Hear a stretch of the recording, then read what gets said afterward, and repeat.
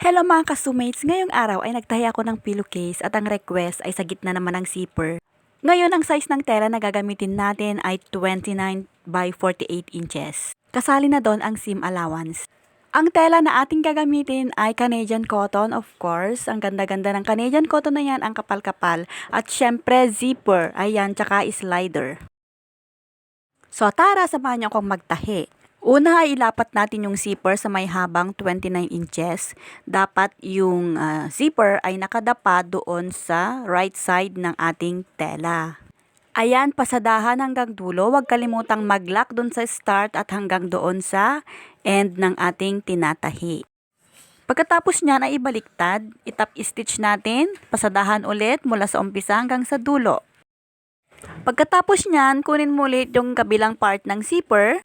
Gawin lang natin yung proseso kanina kung paano natin tinahi yung kabila. Dapat nakadapa yung zipper sa may right side ng tela. Pasadahan ulit natin at huwag kalimutang mag-lock. Next ay paghiwalayin natin ang zipper. Pag naghiwalay na sila, ay ayan, lagyan na natin ng lips yung ating zipper. Ito yung opening ng ating pillowcase. Ayan, tahiin ulit siya mula sa umpisa hanggang sa dulo. And then, huwag ulit kalimutang mag-lock para matibay ang ating tinatahi. Pagkatapos niyan ay ang paglalagay naman ng slider ang ating gagawin ngayon. So, ganyan lang ako maglagay ng slider. Mabilis lang naman yan at nasanay na din ako kasi ilang punda na rin ang aking nagawa. Ngayon ay position naman natin sa center ang ating zipper. At kapag naisakto na natin sa center ay umpisahan na nating tahiin sa gilid. Ngayon ang gamit kong tahi ay French seam kasi nga wala tayong edging or overlap.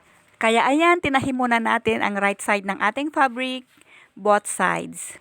So far, lahat naman ng mga natahi kong pillowcase ay matitibay naman kahit wala akong edging.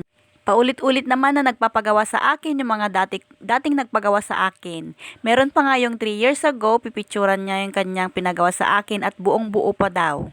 Kaya hindi ako naniniwala sa mga nagsasabi na kapag hindi daw na edging ang iyong tinatahi ay hindi daw siya matibay. No.